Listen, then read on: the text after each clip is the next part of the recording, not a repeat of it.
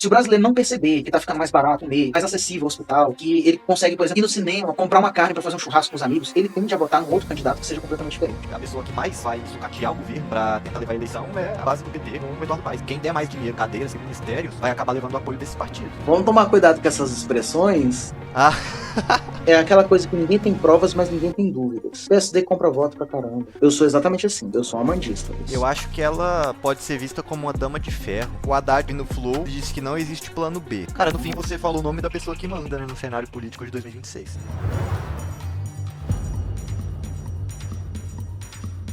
Olha lá, pesquisas mostram queda na popularidade do governo Lula.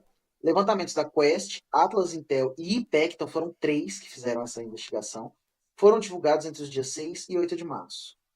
Nessa semana, três diferentes pesquisas, Quest, Atlas, Intel e IPEC, apontaram uma queda de popularidade na gestão do presidente Luiz Inácio Lula da Silva, do PT. Em dezembro, 38% consideravam o trabalho do governo ótimo ou bom. Em março, 33% tinham essa opinião. Já aqueles que avaliam a gestão como ruim ou péssima subiram de 30% para 32%. Essa pesquisa é de 5 de março, margem de erro é de 2 pontos percentuais. Pelo amor de Deus, o Lula está lascado. Cara, vamos lá. O Haddad teve no Flow e ele disse que não existe plano B, para além do Lula, claro, que é o plano A. Ou seja, o Haddad já se tirou do jogo. Porque eu acredito que se tivesse um momento para anunciar uma pré-campanha, seria no Flow. Já devia ter começado uma pré-campanha em volta do Haddad. Ou seja, Haddad claramente não é. A Janja, que a gente colocou aqui como uma possibilidade, eu vejo como uma possibilidade baixíssima. Até porque a Janja não tem história, na verdade ela tem uma história até bem cabeluda, mas ela não tem história na política, não tem feitos, não tem nada, para além de ter uma rejeição altíssima e ter um vocabulário um pouco medíocre. Então, Janja também não. Agora o que sobra? Eu deixo para José você. Dirceu também. José Dirceu é outro que deve disputar o Senado também. Então, vamos só dar uma olhada nas outras aqui. Olha só, a da Atlas Intel, por exemplo, olha para você ver onde é que foi o ruim e péssimo. 41%. Regular, 18%. Bom, 38%. Essa já é uma mais confiável. Mas aqui, olha só, se o Lula não está pontuando pelo menos 50%, a gente já sabe que ele está com a confiança dele muito, muito abalada para concorrer a uma presidência. Inclusive, por isso que ele está redirecionando o discurso, falando que esse ano é o ano da colheita, que agora os resultados das políticas públicas vão começar a aparecer, porque ele está querendo jogar com esse otimismo aqui, ele quer construir a imagem dele até 2026. Inclusive, isso responde à sua pergunta, mas quem que vai ser se não for o Lula? Por que o Haddad falou que não tem plano B? É porque, de fato, eles ainda estão tentando viabilizar o Lula como candidato para 2026. E eu acredito realmente nisso. Mas eu também acredito que eles sejam céticos. Né? Olha lá, avaliação geral do governo Lula segundo o Atlas Intel. Cara, 41% de ruim e péssimo. 41% é muita coisa para um presidente. Pra vocês terem ideia, eu acho, se eu não me engano, foi praticamente esse número que estava com o Bolsonaro no início de 2022. Até março de 2022, mais ou menos, era 41% ou era 45%. Era alguma coisa nesse sentido também. Entre 41 e 45. Isso resultou numa campanha terrível do Bolsonaro. Eu acho que o Lula só ganhou porque ele estava contra o Bolsonaro. Porque o Lula também tinha uma rejeição alta nesse período. Né?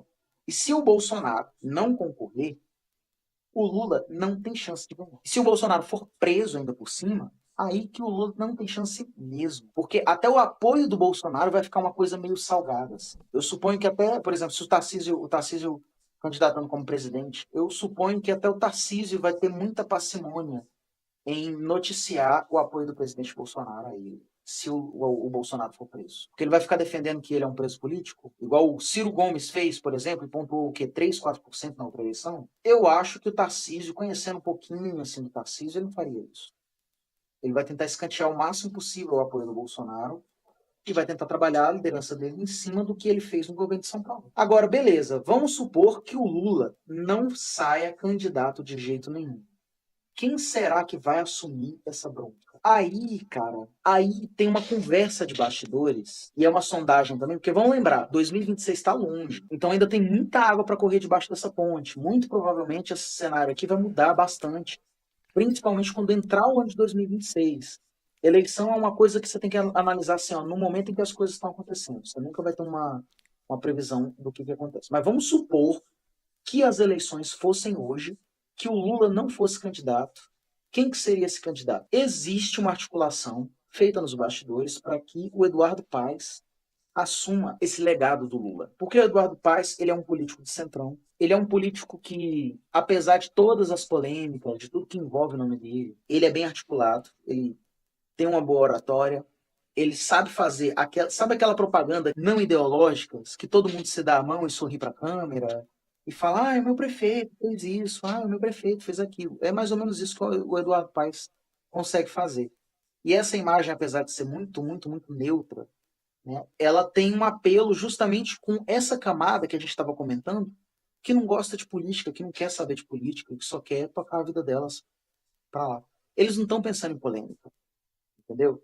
Então, enquanto um candidato, por exemplo, assumiria várias polêmicas no debate, o Eduardo Paes ia simplesmente escantear essas polêmicas e tentar fazer um discurso mais, assim, água de chuchu, sabe? Mas é uma coisa assim que todo mundo quer ouvir. É aquele tipo de discurso que todo mundo quer ouvir. Eu acho que a eleição de 2026 ela não vai tender a ser polarizada justamente porque existe uma chance muito grande dos dois, tanto o Lula quanto o Bolsonaro, não estarem nas eleições. Assim, se você analisar no médio prazo, o cenário para que o Lula não dispute as eleições de 2026, ele está se construindo paulatinamente. E assim, não tem nada que dê sinais no governo de que os indicativos do governo Lula vão melhorar. É uma coisa que o Ricardo falava e que eu confio plenamente. Eu acho que é exatamente isso. Se o brasileiro não perceber que está ficando mais barato comer, que está ficando mais acessível o hospital, que ele consegue, por exemplo, ter uma diversão, sair, ir no cinema, por exemplo, uma vez ou outra, né? Comprar uma carne para fazer um churrasco com os amigos. Se o eleitor do Lula perceber que isso não está acontecendo, ele tende a votar num outro candidato que seja completamente diferente. Justamente porque o Lula percebe que eles não votariam nele, ele vai colocar um poste. Agora, inclusive, está se costurando aí a possibilidade do Eduardo Paes trazer a base do partido dele para o PT, para a campanha do PT, sendo ele o vice. É bem provável. É provável. Vice de Deixa eu quem? ver se eu acho. Eduardo Paes vice. Peraí. O Eduardo Paes, ele é meio que um cavalo de Troia. Ele é do centrão. Então, alguns dos partidos que iriam rodear o Tarcísio acabam passando para o outro lado, né? Então, complica um pouquinho o jogo, porque o jogo do dinheiro, o dinheiro que esses partidos têm, ele vai ser dividido, fundão eleitoral. Então, e até a força, a compra de votos, tudo isso acaba sendo dividido e complicando um pouco, sendo talvez até uma briga de postes quase que igualitária. Pois é. Mas o PSD ele tem uma força eleitoral por si só muito grande, principalmente nos interiores, porque, cara, vamos lá, prefeituras do PSD. É o que eu falei, o jogo político ele vai ser disputado, eu acho que em 2026, especialmente pelos interiores. E aí, nesse campo, o Centrão, de um modo geral, leva vantagem. Kassab, partido de Kassab. PSD elege o maior número de prefeitos. Cara, no fim você falou o nome da pessoa que manda, né, no cenário político de 2026. Kassab. O lado que ele Porque, for cara, vai ser o lado com maior vantagem. o PSD conseguiu mais de 900 prefeituras. 885. Cara, 885 prefeituras. Isso é muita coisa. A quem o Tarcísio vai se aliar? O MDB vai estar com quem? Não tinha uma aliança MDB, PP e União Sim, Brasil? sim. E agora? E essa aliança vai para quem? Pensa aí. É Vai para difícil. republicanos? Vai para Tarcísio? Porque assim, eu acho que a pessoa que mais vai sucatear o governo para tentar levar a eleição é a base do PT com o Eduardo Paes. Porque o Tarcísio ele vai tentar ao máximo não sucatear o governo para chegar lá com algum poder.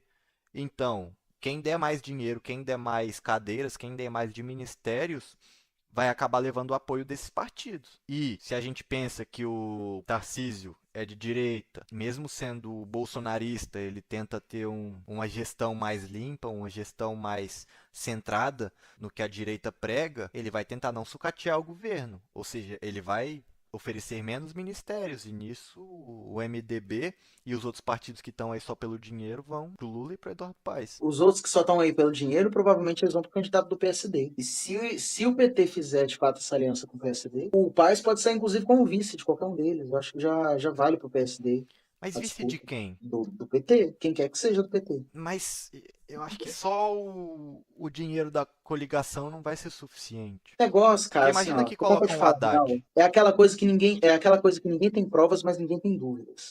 O PSD compra voto pra caramba nos Sim, interiores, beleza. Só que a gente sabe que as entendeu? coisas não são tão simples assim. Não, não são. Você vai depender de votos ideológicos, vai ser uma disputa. Eu acho que a gente vai ver, assim, ó, principalmente se for dois nomes do centro, se for Tarcísio e Eduardo Paes, por exemplo, disputando o segundo turno, eu acho bem provável que muita gente fique em casa, por exemplo, deixe de votar. Eu acho. Porque eles não vão ver no Eduardo Paes o mesmo risco que eles veem com o Lula, por exemplo, no PT. Tende a ser menos polarizado, porque são dois nomes um pouco mais equilibrados, eles não são tão. Eles não vão disputar ideologicamente como Bolsonaro e Lula. Sabe uma coisa interessante? Se o Eduardo Hum. Paes conseguir o apoio do MDB, de outros partidos do Centrão, do PP, sei lá, isso vai tirar o poder do Tarcísio minar as candidaturas de direita. Imaginando isso, a gente pode ter até o União optando por uma candidatura própria, colocando o Ronaldo Caiado lá. A gente pode ter o Novo colocando o Zema. Ou seja, a gente Hum. vai ter pelo menos 4 candidatos de direita fortes, mais o da missão. Se os votos forem divididos, é possível que a gente consiga, por um milagre do destino, colocando um Arthur Duval lá ou uma Amanda Vettorazzo. Eu acho que é possível, nesse cenário, um segundo turno do Partido Missão. O que eu posso te garantir é que a gente tem possibilidade de fazer uma primeira aparição nas eleições presidenciais muito mais marcante do que a que o Novo conseguiu, por exemplo. Eu acho que a gente faz próximo de 10%, Sim. pelo menos. Assim, é mais torcida, tá? Mas é porque eu tô analisando, assim, se você parar pra pensar que tem um público que é profundamente ideológico e que... Então, esse é que é o problema. Olha só, se a eleição fosse um pouco mais polarizada, esse público que é o mais ideológico, mas que não se identifica nem com Lula nem com Bolsonaro, ele provavelmente correria para a missão, entendeu? Se você vai colocar dois nomes de centro para disputar as eleições e eles vão ser os principais, isso bagunça um pouco. Mas eu ainda acho que a gente consegue pontuar próximo de 10%. Sim. Especialmente se a gente colocar um candidato bom, como a Amanda, por exemplo, como o Arthur Duval é. A gente já está começando com o pé na porta já. Porque a gente está pautando o debate político antes de virar partido. Você imagina quando a gente for. Cara, eu fico imaginando. Eu tô a cada dia mais me tornando um amandista. Cada dia eu vejo a Amanda com maior potencial, quase ultrapassando o Arthur. Eu sou exatamente assim. Eu sou amandista. E Porque eu vejo ela eu como. realmente espero que ela vá. Que ela vá como pré-candidata nas Eu prévias. acho que ela pode ser vista como uma dama de ferro, sabe?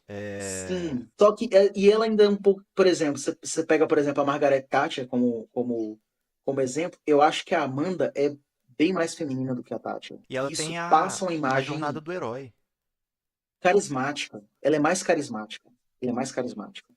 E a gente precisa de um candidato carismático. Eu acho que é justamente isso. Quem você colocaria como vice da Amanda Vettorazzo? O vice da Amanda, aí eu colocaria o Arthur. Seria uma chapa de Geraldo, quebrar cara. tudo. Porque eu acho que o vice ele tem que fazer essa campanha junto, mesmo, de verdade, de verdade. E ele tem que aparecer muito assim, vincular muito a imagem da Amanda.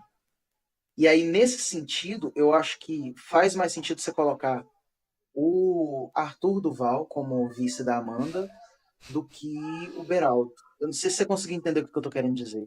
O Igor comentou aqui que a gente precisa do Arthur no Congresso Nacional urgente. E eu concordo plenamente com Pois é. isso. O Arthur lá chamando o pessoal pra briga ia ser lindo. Só que o Arthur, como cão de briga da Amanda, meu amigo, o que ia gerar de barulho, ainda mais com a situação da Ucrânia, né? Porque o Arthur estaria se colocando atrás de uma mulher. Ele seria o vice de uma mulher. Vamos tomar cuidado com essas expressões. Ah, foi mal, foi mal, foi mal. Mas seria engraçado, seria muito interessante. Eu acho que isso Pô, muito bom. elevaria ainda mais as chances do Arthur. Se o Renan quisesse pelo menos concorrer como vice, você colocar o Renan e a Amanda lá, ia ser maravilhoso. Cara, aí eu já trocaria. Aí eu colocaria o Renan como presidente e a Amanda como vice. Mas eu acho que o Renan não vai querer disputar a presidência, cara. Não, Não não sei, vai não. eu acho que ele seria o candidato perfeito de abertura, assim. O primeiro Pro primeiro pleito, ele seria o candidato ideal, cara. Sinceramente. Eu tendo a gostar muito da Amanda como candidata justamente por causa disso. Ela tem essa capacidade de liderança que eu não sei se as pessoas conseguem visualizar isso nela, mas ela tem uma capacidade. Ela é do tipo de pessoa que pega e faz. Ela é do tipo de pessoa que, se você entregar uma coisa na mão dela, ela vai lá, vai fazer muito bem. Ela consegue juntar pessoas ao redor dela muito fácil. Então ela tem uma capacidade de liderança, desculpa por todos os outros, mas eu acho que a capacidade de liderança que a Amanda tem é maior do que de qualquer outro do MBL.